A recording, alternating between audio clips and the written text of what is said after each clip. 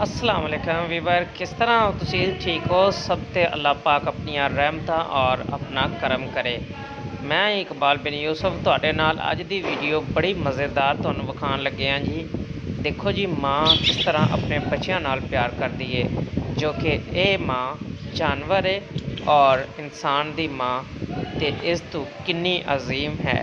लेकिन यह जानवर भी अपने बच्चों को किस तरह महफूज मुकामात के उत्ते लैके जा रहा है, क्योंकि इत्थे जिहड़ा इन्हें रात नूं बच्चे जिहड़े ने वो जन्म दिते सन। ठंड है सी, हुण जिहड़ा ना गर्मी का कुछ इन्हूं एहसास होया, जिस दी वजह करके ये बच्चे फिर दोबारा दिन होने तो पहले पहले, यानी कि गर्मी आने तो पहले पहले ये ठंड दे विच लैके जा रही है, जिहड़ा कि तुहानूं असीं नाल नाल दिखाने भी जाने और जिहड़े नए लोग न उन्हां अगे साडी रिक्वेस्ट है कि चैनल नूं सबसक्राइब करके बैल आइकॉन बटन जिहड़ा है वो लाजमी प्रेस कर दिओ। इहदे कोई भी पैसे नहीं लगने, लेकिन साडी सपोर्ट और साडे नाल वीडियो वेखण दा तुहाडा बड़ा ही शुक्रिया जी।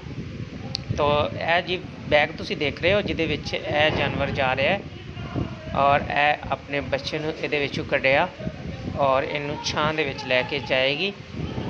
यह सारे बच्चे एक एक करके 4 बच्चे ने जिहड़े कि यह उस मंजिल तो दूसरी मंजिल की तरफ लैके जा रही है।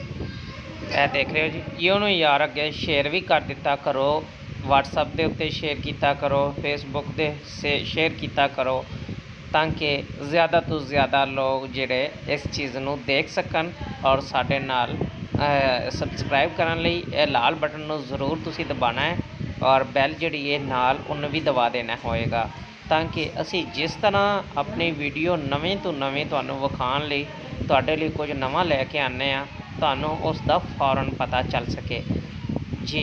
तो यह हुण जिहड़ा इस वक्त फिर दोबारा बैग दे विच आ गई है, ताकि दूसरे बच्चों को लैके ये ठंड दे विच जाए और इन्हों महफूज कर लवे।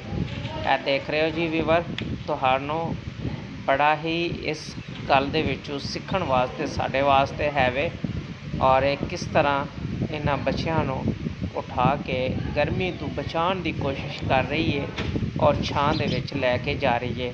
यह तुसी देख रहे हो सामने, यह बच्चे ने हुण इत्थे जिहड़ा लैके आ रही है, इन्हों सारियां इस एक जगह पर जमा कर रही है। यह हुण फिर दोबारा जाएगी, ताकि इन्हूं तसल्ली हो जाती है कि बच्चे ठीक ने और महफूज ने इस जगह पर, तो अपनी तसल्ली लई ये फिर दोबारा जिहड़ा है ना जाएगी और यह बच्चों को फिर इत्थों उठाएगी।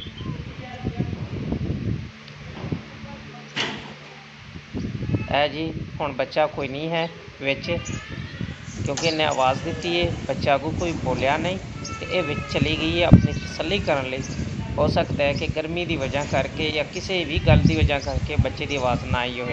बच्चा कोई नहीं मिलिया, क्योंकि बच्चे सारे जिहड़े ना वो ये लैके उत्थे चले गई है अपनी तसल्ली करने लई। ये दोबारा आई है से यह बच्चे सारे इत्थे मौजूद ने, यह 4 बच्चे ने, चारे दे चारे इस वक्त इत्थे मौजूद ने जी।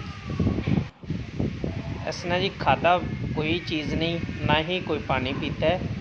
ये हुण इन्हों इस जगह पर महफूज करने तो बाद अपने पेट लई, यानी कि खाण पीण लई किधर जाएगी। इस बैग दे विच यह बच्चे पे सन, रात नूं इन्हूं महफूज जगह लगी, लेकिन जिवें दिन चढ़िया इन्हूं महफूज महसूस नहीं हुई, तो हुण जा रही है जी ये पानी की तलाश दे विच।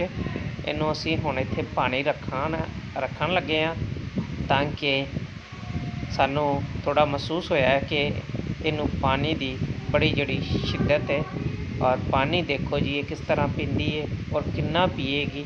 ये तुसी वीडियो दे विच वेख लवो कि इक्को साह दे विच पानी पीण लगी है कि इन्हूं कितनी ही प्यास और भुख सी, जिस तो बावजूद इन्हें अपने बच्चों को पहले महफूज किया, उस तो बाद अपने खाण पीण लई ये निकली हुई है। इक्को साह दे विच पी जा रही है पानी। देखो जी इन्हूं कितनी ज़्यादा प्यास लगी हुई सी।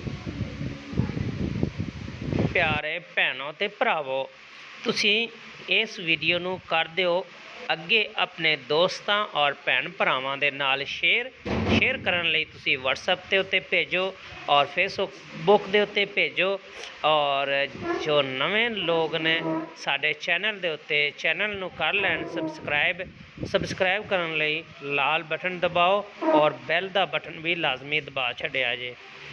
ਅਸਾਂ ਮਿਲਾਂਗੇ ਤੁਹਾਨੂੰ ਇੱਕ ਨਵੀਂ ਵੀਡੀਓ ਦੇ ਵਿੱਚ ਔਰ ਨਵੀਆਂ ਚੀਜ਼ਾਂ ਲੈ ਕੇ ਤੁਹਾਡੇ ਲਈ ਸ਼ੇਅਰ ਕਰਨ ਲਈ ਹਾਜ਼ਰ ਹੋਵਾਂਗੇ। ਉਸ ਵਕਤ ਤੱਕ ਚਾਹਾਂਗੇ ਤੁਹਾਡੇ ਕੋਲੋਂ ਇਜਾਜ਼ਤ। ਆਪਣਾ ਬਹੁਤ ਸਾਰਾ ਖਿਆਲ ਰੱਖਿਆ ਜੇ। ਅੱਲਾ ਹਾਫਿਜ਼। ਰਚ ਗਈ।